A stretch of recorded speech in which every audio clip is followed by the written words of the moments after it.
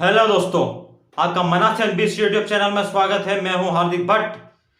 दोस्तों, आज हम किसी भी विषय के बारे में नहीं पढ़ेंगे, ना ही हम किसी धार्मिक इतिहास की चर्चा करेंगे। आज हम चर्चा करेंगे ऐसी फिल्म की जिसने हमारे सनातन धर्म की धज्जियां उड़ा दी है, हमारे धार्मिक इतिहास पर सवाल उठाए हैं, और जिससे बनाने से पहले इसके निर्देशकों को पूरी तरह से पढ़ाई कर लेनी चाहिए थी और इसके अभिनेताओं को भी पूरी तैयारी के साथ उतरना था। दोस्तों, हम बात करने जा रहे हैं वर्तमान में रिलीज की गई फिल्म की, जिसका नाम है आदि पुरुष, जिसमें अभिनय किया है प्रभास ने और कीर्ति सनन ने। दोस्तों, इस फिल्म में जो परिकल्पना रामायण की जाती है उसकी धज्जियां उड़ा दी गई है। इसके अंदर जो भाषा शैली का इस्तेमाल किया गया है वो कतई भी एक सदाचार से भरी भाषा शैली नहीं है, ना ही उसे सनातन धर्म में, सनातन संस्कृति में कहीं जगह मिलती है। दोस्तों, जिस प्रकार के डायलॉग इसमें बोले गए हैं वो कहीं से भी एक संस्कारवादी सोसाइटी को प्रदर्शित नहीं करते हैं, क्योंकि रामायण एक ऐसा महाकाव्य है और एक ऐसा भाग है हमारे धार्मिक इतिहास का जिसकी मिसालें देते हुए हमारे देश में, हमारे राष्ट्र में बच्चों को संस्कार दिए जाते हैं। और उसी की परिकल्पना में बनाई गई फिल्म आदि पुरुष इसमें से किसी भी चीज का समर्थन नहीं करती है। दोस्तों, आदि पुरुष में जिस तरह से धज्जियां उड़ाई गई है सनातनी संस्कार की, वो शर्मनाक है, निंदनीय है। क्योंकि जो भाषा शैली इस्तेमाल की गई है वो अपने आप में निंदनीय है और शर्मनाक है। क्योंकि जो एक डायलॉग मैं आपके सामने बताना चाहूंगा इसका, जो कि हनुमान जी के किरदार निभाने वाले अभिनेता के द्वारा बोला गया है कि आग तेरी, तेल तेरा, और जलेगी भी तेरे बाप की। तो ये बाप जैसा शब्द हनुमान जी के मुंह से सुनना हमारे भावनाओं को ठेस पहुंचाना है। और साथ में जो शेषनाग के अवतार लक्ष्मण जी है उनको बार बार शेष नाम से पुकारा गया है, जो कि पूर्णतः गलत है। क्योंकि जो लखन नाम हमारे भावना से जुड़ा हुआ है, जिस बात को हमारे पुराने एक सीरियल रामायण जो कि रामन सागर जी ने बनाया था, उसमें इस चीज का पूरा ध्यान रखा गया था और उसमें हमारी भावना जुड़ी हुई है। हम अगर कभी हरिकल्पना करते हैं राम, लखन और सीता की, तो हमारे मस्तिष्क में केवल 3 ही चेहरे आते हैं, जो कि सबसे पहले रहते हैं अरुण गोविल जी के, जो कि राम के रूप में आता है। फिर आता है सुधीर लहरी जी का, जो कि लक्ष्मण के रूप में आता है। फिर दीपिका जी का, जो कि सीता माता के रूप में आता है। तो दोस्तों, जिस तरह की शैली उन्होंने पहले इस्तेमाल की थी वो बहुत ही शानदार थी, जिन्होंने हमारा मन को मोह लिया था और हमारे दिमाग में हमेशा उसी छवि का चित्रण रहेगा और उससे कोई भी रिप्लेस नहीं कर सकता है।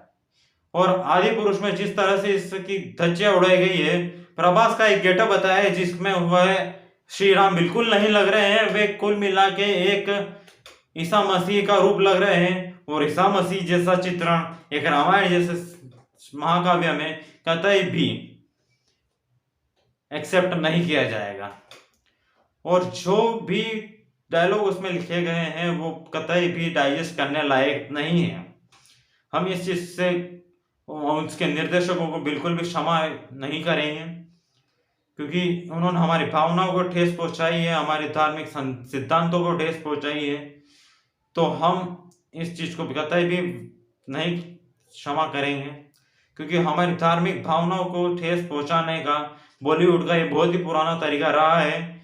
चाहे वो किसी भी फिल्म के जरिए हो, चाहे कि वेब सीरीज के जरिए हो, चाहे पोस्टर के जरिए हो, चाहे ये नेता राजनेता जो सपोर्ट करते हैं जिन अभिनेताओं को, अभिनेत्रियों को, जो कि राजनीति में भी काम करते हैं और वो अभिनेताओं के तौर पर भी कार्य करते हैं, वे अपने भाषण में हर एक चीज में त्योहारों को टारगेट करते हैं।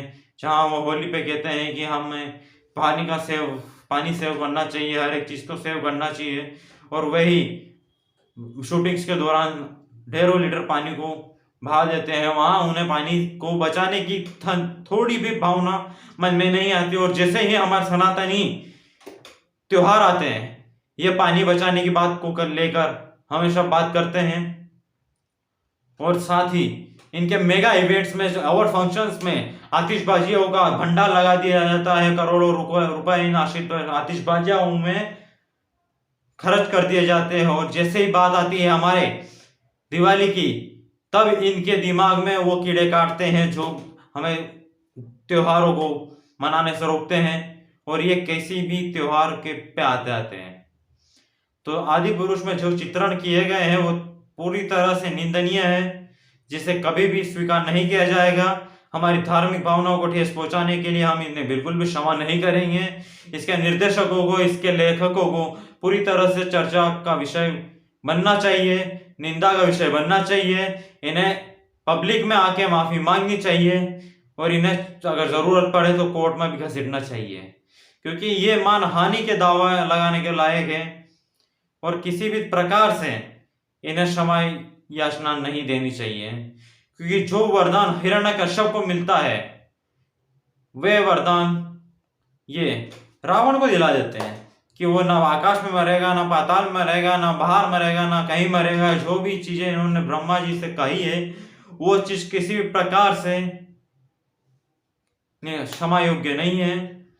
ये रावण का जो लुक बताते हैं वो बिल्कुल छपरी टाइप का, गुंडे मवाली टाइप का लुक बताते हैं, जबकि वो एक विद्वान था, वह ब्राह्मण था। और इस तरह से उसका चित्रण करना एक ब्राह्मण समुदाय का मजाक उड़ाना है।